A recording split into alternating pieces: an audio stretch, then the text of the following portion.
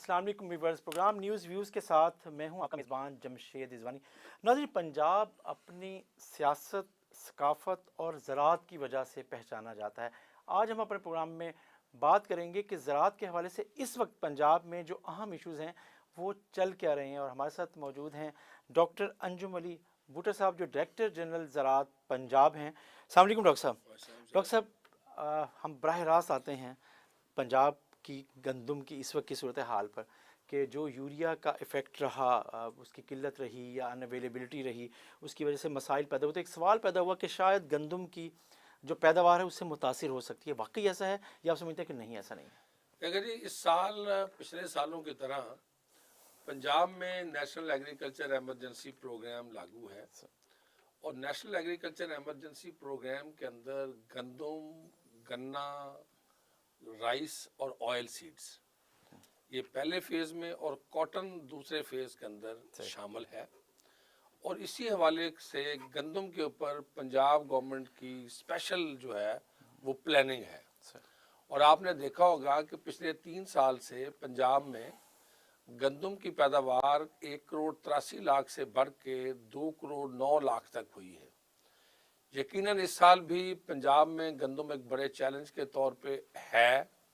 और food security और nutrition security के कंसर्न के ऊपर हम ये ज़रूर देख रहे हैं स्टार्ट ऑफ द सीज़न से कि हमने इस साल गंदम को पिछले सालों से ज़्यादा बेहतर पैदा करना है। इस साल भी बड़ी कम्प्रिहेंसिव प्लानिंग की गई, सिर्फ बीज के लिए नहीं बल्कि सारे इनपुट्स के लिए, पानी, एग्रीकल्चर क्रेडिट, फर्टिलाइजर एट्सेट्रा। और उसकी बिजाई के ऊपर एक बड़ी कंपेन की गई। ये पहला साल है जिसमें कुछ 23,000 से ज़्यादा यूनिवर्सिटीज़ के तालिब इल्मों की सर्विसेज हायर की गई ताकि वो इंटर्नशिप प्रोग्राम के ज़रिए इस कैंपेन की टाइमली सोइंग के ऊपर आए और बैलेंस्ड फर्टिलाइज़र, सर्टिफाइड सीड और टाइम ऑफ सोइंग को टारगेट करते हुए हमें मदद करें। इसके साथ साथ वो ऑयल सीड प्रमोशन में जो वहाँ पे चूँकि और रेप सीड और मस्टर्ड भी लग रहे होते हैं, इनको भी सपोर्ट करें। और इसके अलावा कोई 1 बिलियन से ज़्यादा सिर्फ एग्रीकल्चर इनपुट में, जिसमें सीड है, वीडेसाइड है, रस्टेसाइड है और मशीनरी है, सिर्फ पंजाब गवर्नमेंट ने गंदम को सपोर्ट किया। तो इसलिए ये कहना कि गंदम की कोई शायद इसमें ख़तरे वाली बात है, बिल्कुल ऐसी सिचुएशन नहीं थी। गंदम की इस वक्त सिचुएशन अच्छी है। हाँ, जो इसमें हिकअप्स आई हैं वो सबके सामने हैं। सोइंग के जब प्रोसेस से हम गुजर रहे थे तो पंजाब गवर्नमेंट को ये अंदाज़ा था कि हम इस साल शायद नाइट्रोजन प्रॉब्लम में आ जाएंगे। फास्फोरस के भी मसले थे और फास्फोरस की मसले ये थे कि चूँकि आप लोगों के इल्म में है कि इंटरनेशनल मार्केट में फास्फोरसी और पोटाशी खादों की कीमतें बढ़ रही थी, तो उसको कैसे टैकल किया जाए। उसके लिए गवर्नमेंट ऑफ पाकिस्तान ने पंजाब गवर्नमेंट को रबी में सपोर्ट किया है। और जो 500 रुपये DAP पे पहले सब्सिडी चल रही थी उसको 1,000 रुपये किया गया और 11 बिलियन की सब्सिडी सिर्फ रबी के लिए दी गई ताकि जितनी DAP इस्तेमाल हो उसके ऊपर मैक्सिमम सब्सिडी काश्तकार को जाए। और उसके साथ जो दूसरी खादें हैं जिसमें नाइट्रोफास है, जिसमें NPK है, SSP है, SOP है, MOP है, वो भी सब्सिडाइज की गई हैं। इसके साथ साथ यूरिया में ज़रूर मसाइल हमारे लिए आए और DAP का इस्तेमाल अभी तक जो हमारी फिगर्स चल रही हैं, जो ऑफ टेक की जो ऑफिशियल फिगर रिलीज़ हो रही हैं, DAP का इस्तेमाल ठीक हुआ है। पिछले सालों से थोड़ा सा कम नज़र आ रहा है, कहीं पे 2-4% की फिगर है, लेकिन बाकी सिचुएशन जो है वो तसल्ली बख्श इसलिए है कि हमें जो जनवरी के अंदर रेंज आई हैं उन्होंने काफ़ी सपोर्ट किया। अच्छा, लेकिन इन बारिशों की वजह से आप कह रहे हैं कि सपोर्ट मिली है, लेकिन जब ग्रोअर को ज़रूरत थी यूरिया की तो शॉर्टेज थी और उस पर गवर्नमेंट ने और आपके डिपार्टमेंट ने कोशिश की अपनी तरफ से और बारिशों ने आपको किसी हद तक मदद की, लेकिन इसका प्रोडक्शन के ऊपर कोई इफेक्ट आएगा? ग्रोअर्स के रिजर्वेशंस हैं कि शायद आ सकता है? देखिए जी, हमने सितंबर से जब इसकी प्लानिंग शुरू की तो हम हर वीक के ऊपर क्रॉप सिचुएशन देखते हैं। हमारी एक बड़ी हाई लेवल मीटिंग कमेटी है, प्लानिंग कमेटी, जिसको चेयर मिनिस्टर साहब हेड करते हैं, सेक्रेटरी एग्रीकल्चर हैं, उसमें डीजी हैं, सेक्रेटरी साउथ पंजाब हैं। हम इसका वीकली रिव्यू करते हैं।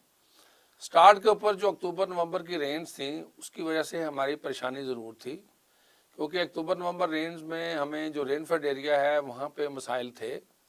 हमने वहाँ पे अपनी क्रॉप की जो मैनेजमेंट है एरिड यूनिवर्सिटी के साथ मिल के कोशिश की कि हम सोकिंग के ज़रिए, जैसे सीड सोकिंग की बात करते हैं, हम टाइमली सोइंग के ज़रिए हम किसी न किसी तरह के बत्तर को संभालते हुए गंदम की बिजाई करने में कामयाब हो जाएं। उसके बाद हमें प्रॉब्लम जो था डीएपी की प्राइसेस का था, उसको हमने बैलेंस न्यूट्रिशन के साथ ऑफसेट करने की कोशिश की। लेकिन जो नाइट्रोजन का मसला आया, नाइट्रोजन का मसला सबसे बड़ा पाकिस्तान की तारीख में जो इस वक्त सिचुएशन आई वो थी इसकी इंटरनेशनल मार्केट और लोकल मार्केट के दरमियान फ़र्क। सही। आप यूरिया के क्राइसिस को या फर्टिलाइजर के मसाइल को देखते रहते हैं। आपने ये पहली दफ़ा देखा होगा कि इंटरनेशनल मार्केट जो है वो 10-11 हज़ार रुपये पे चली गई और गवर्नमेंट जो 1763 रुपये के ऊपर। और ये जो प्राइस डिफरेंस था, इसमें गवर्नमेंट ऑफ पंजाब का बहुत स्ट्रॉन्ग स्टैंस था कि हम चूँकि फर्टिलाइज़र प्लांट्स को गैस के ऊपर सब्सिडी देते हैं और हमने 17% जीएसटी की बजाय ज़िम्मेदार से सिर्फ 2% चार्ज करते हैं, तो ये जो 700-800 रुपये की ज़िम्मेदार को एवरेज सपोर्ट जारी है, इसकी बुनियाद के ऊपर हम खादों की कीमतें नहीं बढ़ने देंगे। ठीक है। लेकिन टीएपी की कीमतें बढ़ने से और बिजली की कीमतें और बाकी पेट्रोल की कीमतें बढ़ने से जो कॉस्ट ऑफ प्रोडक्शन बढ़ रही थी, यूरिया में कोशिश की गई कि इसको ना बढ़ने दिया जाए। लेकिन मैं पहले अर्ज करूंगा इसका सबसे बड़ा चैलेंज ये था कि जी ये शायद वेपोरेट हो जाए। तो उसके लिए गवर्नमेंट ने एक कम्प्रिहेंसिव प्लान बनाते हुए पोर्टल डिज़ाइन किया, जिसमें प्राइवेट सेक्टर ने बड़ी सपोर्ट की और रियल टाइम मॉनिटरिंग शुरू की जो आज भी जारी है। और ये वाकई ये जो नाइट्रोजन मसला था, नाइट्रोजन के ऊपर without any Sunday and Saturday break हम हर रोज़ मिनिस्ट्री ऑफ इंडस्ट्रीज़ के साथ बैठते हैं। इंडस्ट्रीज़ भी होती है, हम डेली अराइवल देखते हैं और डेली सेल देखते हैं। हम एक फिर बात हुई कि इफेक्ट कितनी हो सकती है परसेंटेज प्रोडक्शन में? ये जो नाइट्रोजन की इस वक्त सिचुएशन है, दिसंबर में अगर किसी क्रॉप की आइडियल रिक्वायरमेंट थी, क्योंकि दिसंबर में अगर मैं नंबर्स अपने देखूं तो अक्टूबर और नवंबर के अंदर हमारे नंबर्स पूरे थे, जितनी हमारी हिस्टोरिक रिक्वायरमेंट है उससे ज़्यादा हमें यूरिया आ रही थी। दिसंबर में हमें नंबर्स कम मिले, हमें खाद 2 लाख टन की शॉर्टेज आई है। उसमें अगर क्रिटिकल टाइम के ऊपर जिसने टिल्टिंग स्टेज के ऊपर यूरिया डालनी थी, अगर वो लेट हुआ है तो उसका 2-3% इफेक्ट आ सकता है। लेकिन जो उसके बाद बारिशें आई हैं वो इंटरमीडिएट रेन थी, जिसने उसमें 5% आपको पता है रेडीली अवेलेबल नाइट्रोजन भी होती है और हमें उस वक्त पानी सपोर्ट मिल रही थी जिस वक्त किनार क्लोजर भी होता है। तो उसने बहुत सारी जगह के ऊपर इस लॉस को मिटिगेट कर दिया है। हाँ, डीएपी की कहीं पे अगर फॉस्फेटिक फर्टिलाइजर की कमी है उसके कुछ असरात आ सकते हैं, लेकिन डेली हम क्रॉप देख रहे हैं और माशाल्लाह इस सूरत हाल जो है वो तसल्ली बख्श है। लेकिन जिम्मेदार को ज़्यादा विजिलेंट होने की ज़रूरत है because of the climate change. अच्छा, लेकिन अगर हम ये देखें कि पहले वक्त पे यूरिया नहीं मिली, उसके बाद अब डीएपी की कीमतों की वजह से इफेक्ट है, ओवरऑल पंजाब में जो प्रोडक्शन का टारगेट है, आप क्या समझते हैं कि इस दफ़ा गंदम का जो है वो क्या है और उसमें से ये 5%, 3 से 5% क्या इफेक्ट आ सकता है? देखिए जी, इस वक्त जब हम बात करते हैं ना किसी भी क्रॉप की, तो वी यूजुअली बैक जाते हैं लिपिक्स लॉ ऑफ मिनिमम पे, जिसको हम कहते हैं the strength of the chain is measured by it's weakest linkage. तो इसका मतलब है कि इस पूरी चेन के अंदर सोइंग से लेके हार्वेस्टिंग तक ये जितनी इसकी नॉट्स हैं, हर नॉट की अपनी इंपॉर्टेंस है। अभी this is before time to product anything, लेकिन ये मैं अर्ज कर दूं कि फेडरल कमेटी ऑन एग्रीकल्चर ने जो टारगेट हमारा 16.21 मुकर्रर किया था, वो पंजाब ने अंडर दिस एडवर्स कंडीशंस भी मुकम्मल किया। लेकिन इसके साथ साथ आपके इल्म में होगा कि जो रेप सीडेड मस्टर्ड्स हैं उसके अंदर हमने तकरीबन 2 लाख एकड़ एक्सेल किया है। आपको पता है पाम ऑयल प्राइसेस हैं और उसके अगेंस्ट भी गवर्नमेंट की बड़ी सब्सिडी थी, 5,000 रुपये फी एकड़ कैनोला पे जारी थी। तो उसकी वजह से भी चूंकि रेट अच्छे हैं तो जहाँ पे लो पानी के मसाइल थे वहाँ पे जिम्मेदारों ने रेप सीड एंड मस्टर्ड को प्रेफर किया। और आलू की जो पिछले साल सिचुएशन थी, आलू की भी इस वक्त रिकॉर्ड सोइंग पंजाब में देखी जा रही है। सही। तो आप समझते हैं कि एक मसला आता है, क्योंकि आपने आलू की बात करते हैं, दोबारा गंदम पे जाने से पहले लेकिन गंदम को लॉक करते हैं, गंदम की इमदादी कीमत आप समझते हैं उसकी सिफारिश कर रहे हैं कि नज़रसानी की जाए उस पर? जी, गंदम के ऊपर नज़रसानी के ऊपर हुकूमत पंजाब स्पेशली एग्रीकल्चर डिपार्टमेंट का और मिनिस्टर एग्रीकल्चर का शुरू से स्टैंस रहा है, क्योंकि हम लोग बैलेंस्ड न्यूट्रिशन की बात करते हैं, हम इफेक्टिव वीड कंट्रोल की बात करते हैं, हम बेहतर टाइम के ऊपर क्रिटिकल इरिगेशन की बात करते हैं। तो हम क्यों नहीं ये बात करेंगे कि काश्तकार को टाइमली सपोर्ट प्राइस अनाउंस की जाए ताकि उसकी एंटाइसमेंट हो towards application of more inputs on wheat.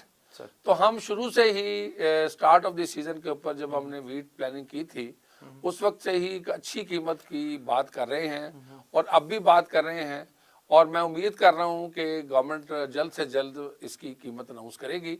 इसको बहुत पहले हो जाना चाहिए था। सही। अच्छा, आप जो बात की थी आपने आलू की, हमारे यहाँ आमतौर पर मसला ये होता है कि टमाटर है, आलू है, बहुत सी सब्जियात ऐसी हैं कि बाज़ औक़ात यकदम उसकी कीमत बहुत हाई होती है और या लोग इसको मुफ्त में फेंक रहे होते हैं, बांट रहे होते हैं। अब आलू की आपने कहा कि इतना रकबा बढ़ गया है, इसका मतलब उसकी प्रोडक्शन भी ज़्यादा आ रही होगी, तो आप कैसे तवक्को करते हैं कि इसको कैसे आप सही मानों में इसको मार्केट हमारा ग्रोवर या हुकूमत की पॉलिसी ऐसी है कि उसको आगे बढ़ा सके? देखिए जी, फेडरल गवर्नमेंट इसके ऊपर फुल्ली कॉग्निजेंट है। हम डेली अपने नंबर शेयर कर रहे हैं। 7,40,000 एकड़ के ऊपर जो क्रॉप है वो हमारा टारगेट जो है वो 5-5.5 लाख टन था, एकड़ था, जिसमें से ओवर 5 मिलियन टन हमने प्रोडक्शन लेनी है। इसका मतलब है प्रोडक्शन हमारी बहुत अच्छी है, हमारी लोकल रिक्वायरमेंट से ज़्यादा होगी। तो हम उसी हिसाब से इंटरनेशनल मार्केट के अंदर जा भी रहे हैं, रिक्वेस्ट भी करने जा रहे हैं और इसको परसू भी करेंगे। और जब से ये गवर्नमेंट आई है इन्होंने एक्सपोर्ट के ऊपर स्पेशली इंटरेस्ट लिया है, जिसमें अगर आप सिट्रस की बात करें तो उसमें रिकॉर्ड हमारी 3.5 लाख टन से ज़्यादा की एक्सपोर्ट हुई है। मैंगो के अंदर record production, record export I है, इसलिए कि वो जो इंपोर्ट परमिट्स के इश्यूज थे वो अब उन्हीं डिस्ट्रिक्ट के अंदर हल हो रहे हैं। और इसी तरह पोटैटो की भी जो रिकॉर्ड एक्सपोर्ट हुई है। रिसेंटली आपने देखा होगा कि जो तिल है, तिल के अंदर भी पाकिस्तान ने जो 70 ईयर्स का रिकॉर्ड बनाया है, 6 महीने के अंदर $150 मिलियन की एक्सपोर्ट कर दी है। तो ये एक्सपोर्ट एनेबलिंग एनवायरनमेंट के अंदर जाके ही पॉसिबल है। तो उकाड़ा के अंदर ही लोगों को इंपोर्ट परमिट मिल रहे हैं। तो हम एग्रीकल्चर डिपार्टमेंट की तरफ से फुल्ली कॉग्निजेंट हैं और हम अगले कुछ दिनों के अंदर इसको मजीद federal government, ministry of commerce और फूड सिक्योरिटी के साथ मिलके ज़्यादा इसको बेहतर प्लान भी करवाएंगे और ताकि ज़िम्मेदारों की क्रॉप टाइम के ऊपर सही लिफ्ट हो। अच्छा, आपने तिल की बात की, आप समझते हैं कि हमारे यहाँ जो एक्सपोर्ट हुई है, रिकॉर्ड एक्सपोर्ट है $154 मिलियन की, आगे क्या पोटेंशियल देख रहे हैं और आप समझ रहे हैं कि कौन से एरियाज़ हैं जो फोकस हो रहे हैं तिल की काश्त के हवाले से? देखिए जी, तिल को नॉर्मली एक border crop and forgotten crop के तौर पे लिया जाता था, लेकिन जो मैंने अर्ज़ किया कि जो नेशनल इमरजेंसी के प्रोग्राम हैं उसमें ऐसे क्रिटिकल पॉइंट्स को देखा गया कि जिसकी हम प्रोडक्टिविटी बढ़ा सकते हैं, जिसकी प्रॉफिटेबिलिटी बढ़ा सकते हैं और जिसकी एक्सपोर्ट बढ़ा सकते हैं।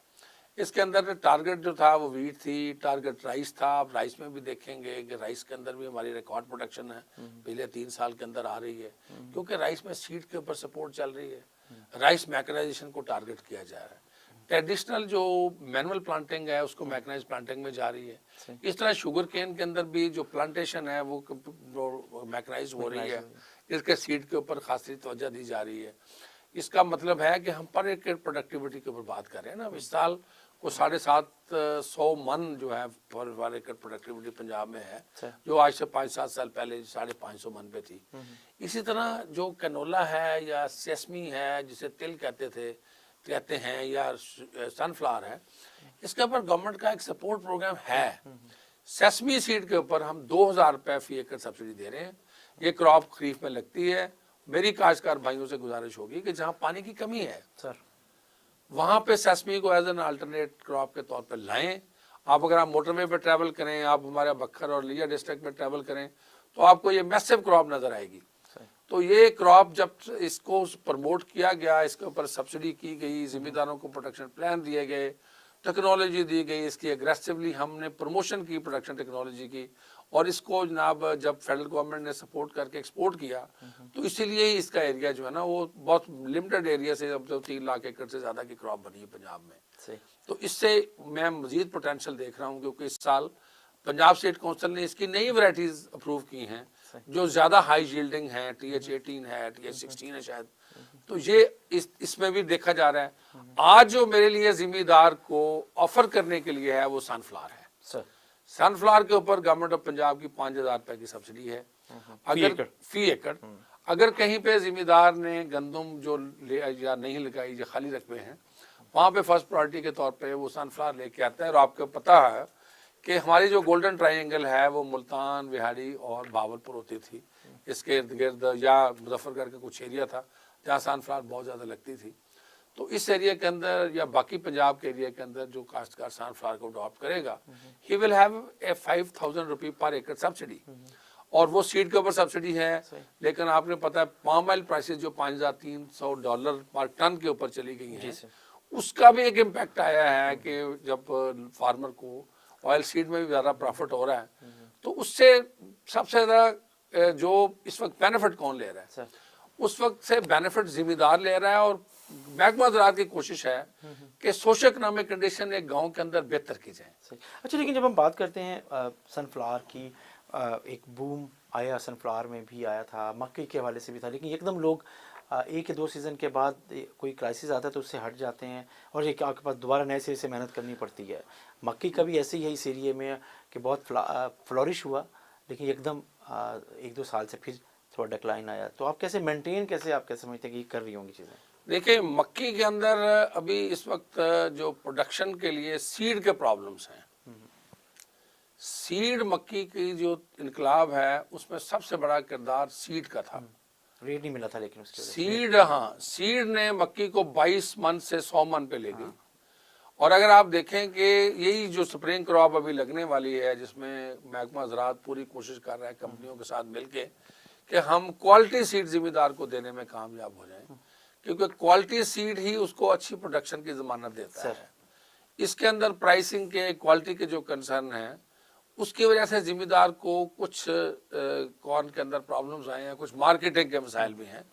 लेकिन अगर आप मक्की की वैसे सूरत हाल देखें तो इसी स्प्रिंग क्रॉप में 5 साल पहले ये 6 लाख एकड़ पे लगती थी, पिछले साल ये 11.5 लाख एकड़ पे थी।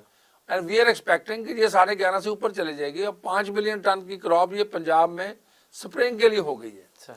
तो ये बिहाड़ी को तकरीबन इनक्रोच करते हुए लोधरा की तरफ निकल गई है। और लोधरा और आपका मियाँ चन्नू खानेवाल के एरिया के अंदर, मैं centre of the south Punjab की बात कर रहा हूँ, मुल्तान डिवीजन की। मुल्तान डिवीजन जो प्योरली राइस वीट और कॉटन सिस्टम था, अब wheat, rice, corn and cotton system बन गया है, जिसमें हम बड़ा इसको सीरियसली देख भी रहे हैं कि ये क्या खरीफ के अंदर हमारे लिए मसाइल पैदा हो रहे हैं। लेकिन टू दी प्रॉफिटेबिलिटी, सस्टेनेबिलिटी भी तो हो रहा है ना जी, डीजी खान और भावलपुर की तरफ। क्या जी? कॉटन एरिया आप जो कह रहे हैं, जी कॉटन एरिया को हम कॉटन के रिजुविनेशन चाहते हैं, हम प्रो कॉटन हैं, हम चाहते हैं इसका मल्टीप्लायर इफेक्ट ज़्यादा है, इसके अंदर बेहतर टेक्नोलॉजी लाई जाए, इसके मसाइल को बेहतर हल किया जाए, इसकी बेहतर कीमतें इंश्योर की जाएँ, इसके लिए आम काश्तकार को आसान और मुनाफा बख्श बनाया जाए, ताकि ज़िम्मेदार कपास को ज़्यादा बेहतर जानता है, वो कपास के ऊपर आए, ताकि पंजाब के अंदर कपास का एरिया रिजुविनेट करे। कपास पिछले साल तवक्को से अच्छी हुई फसल भी, और वो ग्रोवर भी मुतमईन हुआ, वो वापस आ रहा है शायद इस सीज़न में, कपास की तरफ भी आया है। और चीज़ें आप क्या समझ रहे हैं कि इस दफ़ा कितने % इंक्रीज़ है कपास के हवाले से आप तवक्को करते हैं? अगरचे अभी बहुत इनिशियल स्टेज पे है, शायद प्लानिंग स्टेज पे है कि अगला सीज़न कॉटन का क्या होगा, उसके ऊपर भी काम शुरू हो गया? जी, हम इस साल, चूँकि cotton is an annual programme होता है कॉटन का, जब कॉटन ख़त्म हो जाती है तो हम ऑफ सीज़न की बात करते हैं। अब इसकी ऑफ सीज़न मैनेजमेंट चल रही है, जिसमें हम कॉटन की स्टिक्स रिमूवल की बात करते हैं, उसके स्टिक्स को संभालने की बात करते हैं, उसके अंदर बोल्स प्लकिंग की बात करते हैं। इसलिए कि सीड, वीड और मशीन, ये 3 कपास के बड़े मसले हैं। इसके साथ पेस्ट, जिसमें वाइट फ्लाई एंड पिंक, इन चारों को हम वाइट बोर्ड पे लिख के सारा दिन इसके बारे में प्लान करते हैं कि फैक्टर वीडिसाइड पेस्टिसाइड कौन सा हो, सीड के अंदर कौन सी नई टेक्नोलॉजीज हों, इसको किस तरह मैकेनाइज किया जाए। तो हम उम्मीद करते हैं इस साल भी हमने इनिशियली जो प्लान बनाए हैं इस वक्त जो हमारे लॉन्च हो गए हैं, एक तो हम ऑफ सीजन के लिए जिम्मेदार की मेहनत कर रहे हैं कि वो PBW के लिए या पिंक बोलवर्म के लिए कपास को बेहतर तौर पे मैनेज करे, स्टिक्स को मैनेज करे, बोल्स को प्लग करे, ताकि ये पेस्ट आगे ना जाए, क्योंकि पेस्ट का तमाशा हर जिम्मेदार को पता है कि ये आउट ऑफ कंट्रोल हो जाता है और ये बहुत चोर कीड़ा है, बहुत नुकसान करता है। इस साल भी PB रोप्स के ऊपर जो फेडरल गवर्नमेंट की सपोर्ट है through central cotton research institute, वो इमरजेंसी का प्रोडक्ट जो कॉटन का है वो CCRA कर रहा है, बाकी क्रॉप जो है वो गवर्नमेंट ऑफ पंजाब कर रही है। बाकी जो प्रोजेक्ट्स है CCRA का 1.37 बिलियन का प्रोजेक्ट है सिर्फ कॉटन के लिए। उसमें वो मशीनें भी कॉटन के लिए पिंक बोलवर्म के बोल्स प्लकिंग के लिए लेके आ रहे हैं और स्टिक मैनेजमेंट के लिए भी प्रोग्राम है। उसकी एडवर्टाइजमेंट भी आ गई है। मेरी जिम्मेदारों से गुजारिश है कि हम इस साल आपको पिंक बोलवर्म 50-50 एकड़ के ब्लॉक्स के ऊपर दे रहे हैं। हमारी एडवर्टाइजमेंट के मुताबिक हमारे जो लोकल ज़री कारकुन हैं उनसे तावन करें, ज़्यादा से ज़्यादा लोग उसमें पार्टिसिपेट करें, उसमें पहले अपने स्लॉट बुक करवाएं ताकि हम आपको टाइम के ऊपर PBW दे सकें। इसके अलावा 2 लाख एकड़ पे ऊपर कम से कम मैं बात करूंगा, हमने जो best of the best varieties approved हैं 9, उन वैरायटीज का काश्तकार को 1000 रुपये सब्सिडी के ऊपर बीज देने का भी तैयार किया हुआ है। हमने उसके लिए अपनी प्लानिंग मुकम्मल कर ली है, कंपनीज प्री क्वालिफाई कर ली हैं, 12 कंपनीज को हमने उनको अवार्ड लेटर भी दे दिए हैं और वी आर एक्सपेक्टिंग कि हम मार्च तक ये सीड भी मार्केट में ले आएंगे। ये सीड सर्टिफाइड होगा, टैग्ड होगा, बैग्ड होगा और मेरी गुजारिश होगी कि काश्तकार हमारे ऊपर एतबार करके एक दफ़ा सर्टिफाइड सीड का जो बैग टैग्ड एंड लेबल्ड होता है उसका रिस्क ले। ये जो ब्राउन बैग वाले हैं, ये जो नजूमी हैं, इनकी बातों के ऊपर थोड़ा सा कम ध्यान दे। जो जिसे कहते हैं कि जो कंफर्म चीज़ है, जिसको टेल लेबल किया गया है, फेडरल सीड सर्टिफिकेशन उसको ओन करती है, उस सीड के ऊपर जाए। हम 2 लाख से ज़्यादा भी चले जाएंगे। हम फेडरल सीड सर्टिफिकेशन से उन वैरायटीज़ का जितना बीज होगा हम फेडरल गवर्नमेंट की सपोर्ट के साथ प्रोविंशियल गवर्नमेंट रिसोर्सेज को दोबारा रीएलोकेट करते हुए हम जिम्मेदार को सपोर्ट करेंगे, लेकिन कोशिश करेंगे कि इस साल कपास पिछले साल से ज़्यादा हो। पिछले साल 31,68,000 थी और हम 5.1 मिलियन बेल पे पहुंच गए थे, जो उससे कंपेयर लिए 38 लाख एकड़ पे थी। इस साल 7-8 लाख कम होने के बावजूद इस साल हमारी प्रोडक्शन बेहतर रही, जिम्मेदार को भी बेहतर कीमत मिल गई। इस साल हम उम्मीद कर रहे हैं तो इससे 10-12% ज़्यादा 12% रकबा ज़ैर काश्त का इसका बढ़ सकता है इंशाल्लाह। पिछले साल का क्रेडिट किसको देंगे? कॉटन देखिए, ज़ाहिर है डिपार्टमेंट जो साउथ पंजाब में है वो कॉटन की क्रॉप को बहुत इम्पोर्टेंस देता है और हमारी जो टोटल एक्टिविटीज़ हैं स्टार्टिंग फ्रॉम दी फरवरी मार्च वो कॉटन के सराउंडिंग होती हैं। मैं फील्ड असिस्टेंट से बेलदार से लेके हमारे जो साउथ पंजाब सेक्रेटरी हैं, प्राइवेट सेक्टर है, सबको मैं देखता हूं कि कॉटन पे वो सारे लोग काम करते हैं, कॉटन की बेहतरी के लिए काम करते हैं। PCG ने अपना रोल अदा किया, बाकी सब ने अपना रोल अदा किया, लेकिन जो नेचर थी, जो मौसम थे, मौसमी हालात थे, उनका एक बहुत बड़ा रोल था क्योंकि पेस्ट प्रेशर इतना नहीं बना, कोई पेस्ट आउटब्रेक नहीं हुआ और जर्मिनेशन हमारी पहली दफ़ा बहुत अच्छी हुई, सीड अच्छा था। उससे पिछले साल हमारी 2000 से ज़्यादा प्लांट पॉपुलेशन थी। डॉक्टर अंजुम अली भुट्टो साहब, आपने हमें ज्वाइन किया, डायरेक्टर जनरल ज़राअत तोसी पंजाब, और आखिर में जो बात हुई पंजाब जैसा अहम सूबा इलाका और ज़राअत में और जो उसका किरदार है मुल्क की मईशत में, उसका जो किरदार है, अहम बात कि अगर इस इलाके की एग्रीकल्चर को मैकेनाइज करना है तो उसमें सब स्टेक होल्डर्स को किरदार अदा करने की ज़रूरत है। और ख़ास तौर पर जो अब ट्रांसफॉर्मेशन प्लान है गवर्नमेंट का, उससे ज़्यादा अगर सहूलतें हासिल की जा सकती हैं तो वो करनी चाहिए। इसका ओवरऑल पैदावार पे वाज़ेह फ़र्क पड़ेगा। इसके साथ ही नाज़रीन, अपने मेज़बान जमशेद रिजवानी को इजाज़त दीजिए। अल्लाह हाफिज़।